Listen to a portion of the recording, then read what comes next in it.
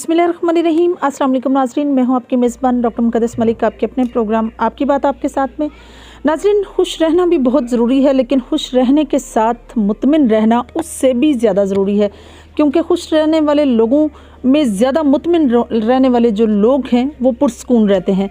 आइए इसी पैगाम के साथ शुरू करते हैं हम अपना प्रोग्राम। और आज हम मौजूद हैं आज़ाद कश्मीर के ज़िला कोटली की यूनियन कौंसिल बड़ाली में, और हमारे साथ मौजूद हैं सरदार मोहम्मद ज़हीर साहब, जो वाइस चेयरमैन हैं लेकिन कमिटेड हैं चेयरमैन के साथ, रमज़ान साहब के साथ, कि आफ्टर 2 इयर्स वो चेयरमैन बनेंगे। ये कमिटमेंट जो हुई है उनकी सियासी नुक्ता नज़र से अपने इलाके या यूनियन कौंसिल की बहाली के लिए, यूनियन कौंसिल के काम के लिए, तरक्याती मनसूबाजात के लिए, आइए उस पर हम बात करते हैं और साथ ही राय लेते हैं कि यूनियन कौंसिल में कौन कौन से मसाइल हैं जिस पर वो काम करेंगे। मनील कलर कॉलोनी में, और हमारे पीछे बैक साइड पे अगर कैमरामैन दिखा सके आपको, तो ये कोई सीनरी नहीं है बल्कि एक नेचुरल पुरफज़ा सा इलाका है आज़ाद कश्मीर का। जैसा कि आप जानते हैं, पहाड़ियों की हसीन वादियाँ और जन्नत नज़ीर इलाका, और यहाँ के बसने वाले लोग मेहमान नवाज, इज़्ज़तदार, समाजी सियासी लोग। और इसी तरह से सरदार मोहम्मद ज़हीर साहब जो हैं, इनकी अगर हम हिस्ट्री देखें तो मुस्लिम लीग नून के साथ इनकी वाबस्तगी थी। मुस्लिम लीग नून के साथ बचपन से इनका एक ख़ानदानी सियासी संगधड़ा रहा, लेकिन चंद वजूहात की बना पर जो है वो पीपल्स पार्टी ज्वाइन किया, आज़ाद हसीयत से इलेक्शन कंटेस्ट किया, सीढ़ी इनका इंतखाबी निशान था, वाइस चेयरमैन बने हैं यूनियन कौंसिल बड़ाली से। आइए इनसे पूछते हैं मुस्लिम लीग नून छोड़ने की क्या वजह बनी, यूनियन कौंसिल के अंदर मसाइल कौन से हैं, और सबसे ज़्यादा प्रॉब्लम जो है वो किस चीज़ का है जिस पर बेहतरीन तरीके से ये काम करना चाहेंगे। अस्सलाम वालेकुम जी, कैसे हैं आप? जी वालेकुम सलाम, अल्हम्दुलिल्लाह ठीक ठाक। पहला सवाल, वाइस चेयरमैन बने हैं यूनियन कौंसिल बड़ाली से, 31 साल के बाद इलेक्शन हुए हैं, प्रैक्टिकली आपने सियासत में हिस्सा लिया है, कैसा लग रहा है आपको सियासत का हिस्सा बनकर? जी अल्हम्दुलिल्लाह, ये 31 साल के बाद इलेक्शन हुए हैं, तो ये एक मैं क्रेडिट देता हूँ आज़ाद कश्मीर की जो गवर्नमेंट है, बिलखुसूस सरदार तनवीर अलियास साहब को, कि उन्होंने एक बहुत मुश्किल हालात में ये इलेक्शन कराए। मैं उनको खराज तहसीन पेश करता हूँ। तो इंशाल्लाह ये अब जो है वो ज़्यादातर नौजवान और पढ़े लिखे लोग वो सियासत में आए हैं, तो इंशाल्लाह जो हमारे इलाके की आवाम है, इंशाल्लाह उनकी जो उम्मीदें हैं हम पर, कोशिश करेंगे 100% कि अगर गवर्नमेंट ने हमें कोई ऐसे मौके फराहम किए, हमारी मामनत की हर स्कीम वगैरह के अलावा और कई मामलात हैं, तो इंशाल्लाह हम ये भरपूर जो है वो आवाम की उम्मीदों पर पूरा उतरने की कोशिश करेंगे। बिल्कुल सही। आपकी वाबस्तगी मुस्लिम लीग नून के साथ थी और ये काफ़ी पुराना सिलसिला है, क्या वजह बनी आपने मुस्लिम लीग नून छोड़ी? आपको उन्होंने टिकट भी दिया हुआ था, वो टिकट भी आपने ड्रॉप कर दिया और आपने आज़ाद हसीयत से इलेक्शन कंटेस्ट किया। ये सारा मामला इस तरह था कि उन्होंने जो है वो मेरिट की पैमाली की है। मेरिट के लिहाज से जो है वो मुस्लिम लीग का जो डिस्ट्रिक्ट कौंसिल का टिकट के उम्मीदवार थे वो हमारे इस इलाके से ताल्लुक़ था। हमारे 2 उम्मीदवार थे, सरदार मोहम्मद अशफाक साहब और सरदार एहसान खलील साहब। तो इन दोनों ने आपस में ये कमिटमेंट की हुई थी कि पार्टी जिस आदमी को भी बेहतर समझती है वो टिकट दे दे, तो हम एक हैं। इसका मतलब ये नहीं है कि हम में ग्रुप बंदी है, लेकिन उन्होंने जो टिकट दिया है वो मेरिट पर नहीं दिया, जिसकी वजह से हमने उनके साथ जो है वो बाइकाट किया।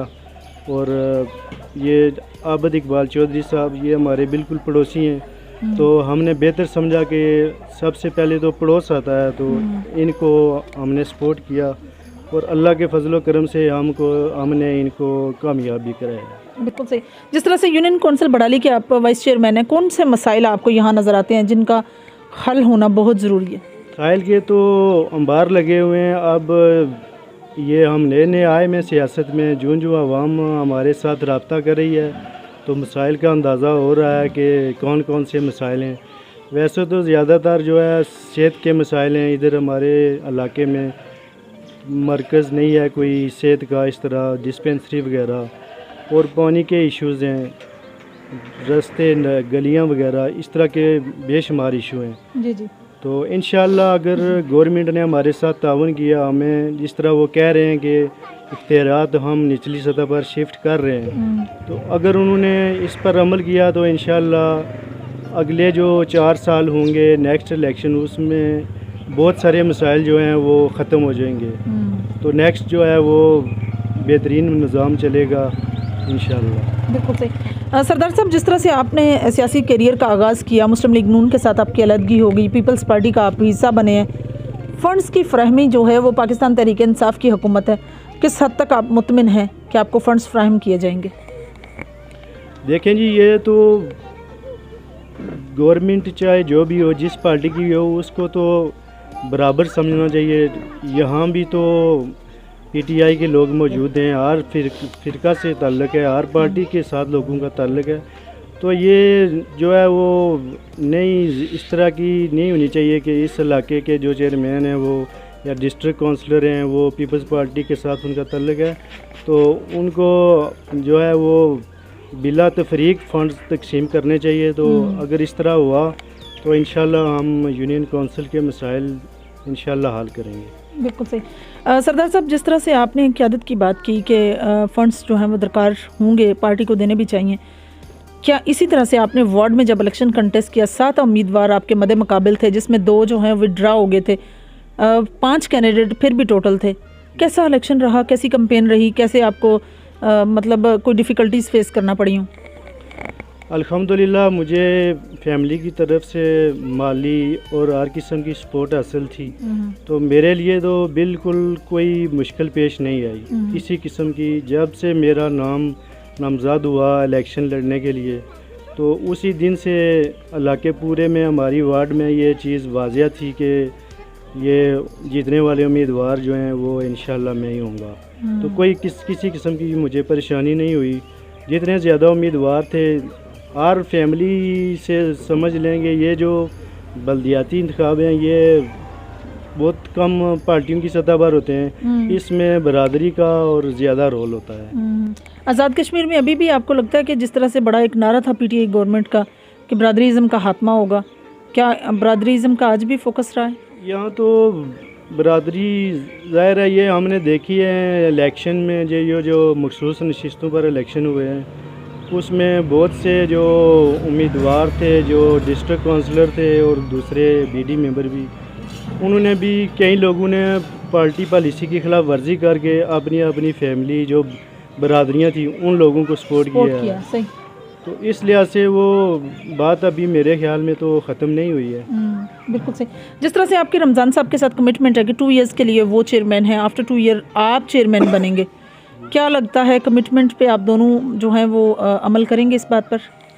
جی انشاءاللہ، ہم جب سے ہماری ان کے ساتھ بات چلی تھی تو پہلا یہ ہمارا معاملہ طے ہوا تھا، یہ ایک 20-30 آدمیوں کے درمیان یہ معاہدہ ہوا تھا، تو وہ بھی ہمارے دوسرے لفظوں میں استاد ہیں، ہم سے بڑے ہیں کافی، تو بالکل وہ بھی مطمئن ہے اپنی جگہ میں بھی، اور یہ سمجھ لیں کہ اگر پہلے یہ بات کا کوئی ایشو نہیں ہے، ہم مل کر انشاءاللہ یونین کونسل کے معاملات جو ہے حل کریں گے، اور جو بھی مسائل ہوں گے وہ مل کر کام کریں گے انشاءاللہ۔ وارڈ نمبر 6 میں آپ کا سب سے بڑا پرابلم کیا نظر آتا ہے؟ کیا ہیلتھ اینڈ ایجوکیشن پر لیا جائے تو صحت اور تعلیم پر کوئی کام آپ کی نظر میں ہو کہ آپ نے یہ منشور دینا ہے؟ تعلیم کے لیے الحمدللہ ہمارے پاس ادھر ادارے موجود ہیں، پرائیویٹس بھی ہیں اور سرکاری ادارے بھی موجود ہیں، تو صحت کے مسائل ہیں۔ ہم نے یہ جو الیکشن سے پہلے جو ہماری چودھری یاسین صاحب سے بات ہوئی ہے، تو اس میں یہ چیز ہم نے شامل کی ہوئی ہے اپنے مطالبات میں کہ ادھر ہمارا صحت کا مسئلہ ہے، ڈسپینسری کے معاملات ہیں، یہ آپ نے دینے، تو انہوں نے ہمارے ساتھ کمٹمنٹ کی ہوئی ہے کہ، لیکن اس وقت جو ہے وہ گورنمنٹ کا جو ہے وہ پی ٹی آئی کی ہے، تو ہم کو ان کو فورس نہیں کر سکتے، لیکن انہوں نے ہمیں یقین دہانی کرائی ہے کہ آپ کے جو بھی مسائل ہیں وہ حل کریں گے۔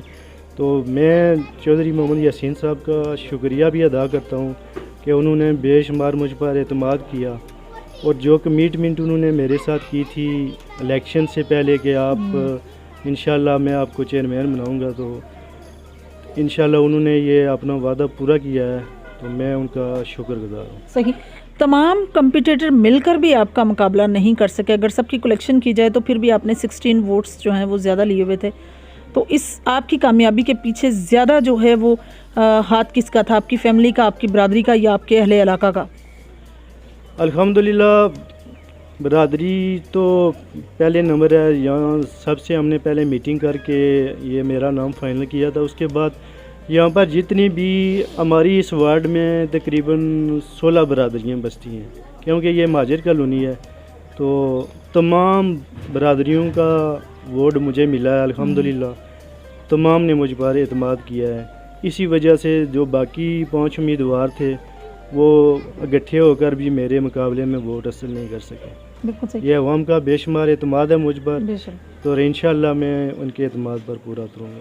آخر میں آپ اپنے علاقے کو، یونین کونسل کے لوگوں کو، وارڈ کے لوگوں کو کیا پیغام دیں گے اپنی یو سی کو؟ میں اپنی یو سی کو یہی پیغام دینا چاہتا ہوں کہ ہم قائد کشمیر چودھری محمد یاسین صاحب کی قیادت میں ہم بالکل متفق ہیں، اور میرے بھائی جو ڈسٹرکٹ کونسل ہیں عابد اقبال چودھری صاحب، وہ بھی اس علاقے کے، ہمارے علاقے کے ہیں، وہ بھی ڈسٹرکٹ کونسلر منتخب ہوئے ہیں. تو وہ بھی ہمارے یونین کونسل کے مسائل، اور ہم وائس چیئرمین یہ بھی پیپلز پارٹی کے ہیں. تو یہ ایک بہت اچھا گلدستہ بنا ہے. تو یہ مجھے امید ہے کہ ہم جو ہے وہ تینوں بندے مل کر یونین کونسل کے مسائل جو ہیں وہ اچھے طریقے سے حل کریں گے. کہنا چاہتا ہوں کہ انشاءاللہ جو بھی وسائل مجھے بروکار لائے گے، میں پوری ایمانداری کے ساتھ یونین کونسل کے مسائل حل کرنے کی کوشش کروں گا. صحیح انشاءاللہ. جی تو ناظرین، یہ تھی سردار محمد ظہیر صاحب کی گفتگو جو آپ لوگوں نے سنی. مسلم لیگ نون کیوں چھوڑی، آپ نے سن لیا، کیونکہ کمٹمنٹ جو ہے وہ کمٹمنٹ ہوتی ہے، اور کمیٹڈ لوگ جو ہیں وہی کامیابی کا راستہ اللہ پاک ان کو دیتے ہیں. اور یونین کونسل بڑالی کی اگر بات کریں تو ایز اے وائس چیئرمین اور 2 سال کے بعد چیئرمین بن کر بھی اپنے علاقے کی خدمت کرنا چاہتے ہیں. سیاسی سرگرمیوں میں ایک اچھا پارٹیسپینٹ ہے، ایک اچھا رول ہے. سب سے زیادہ کام جو ہے ہیلتھ اینڈ ایجوکیشن پر کرنا چاہتے ہیں.